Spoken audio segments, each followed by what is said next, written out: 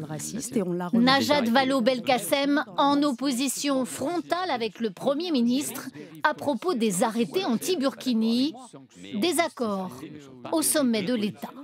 Soyons clairs, je pense qu'il y a là une dérive qui est dangereuse pour la cohésion nationale. Non, une dérive politique, puisque ces arrêtés ont été pris par des responsables politiques. Non, ça c'est une mauvaise interprétation des choses. Ces arrêtés ont été pris au nom même de l'ordre public. Le burkini, oui, c'est encore une fois l'asservissement de la femme. Le burkini n'en finit donc plus de diviser, et cela au sein même du gouvernement, car le ministre de l'Intérieur s'est lui aussi exprimé. Lui craint une stigmatisation des musulmans. Une mise en garde intervenue après la diffusion de cette photo de policier contrôlant une femme voilée sur une plage de Nice. Elle a aussi beaucoup choqué à l'étranger.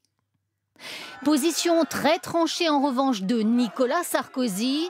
Il souhaite légiférer sur la question.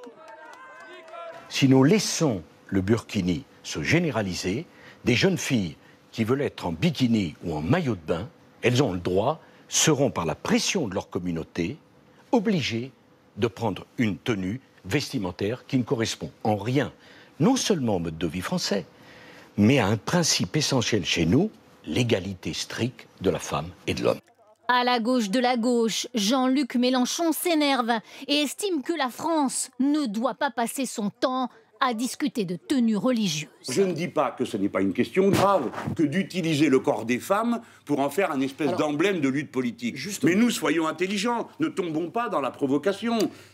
Le Conseil d'État va se réunir aujourd'hui pour se prononcer sur la légalité des arrêtés anti-Burkini. Une trentaine de communes françaises sont concernées.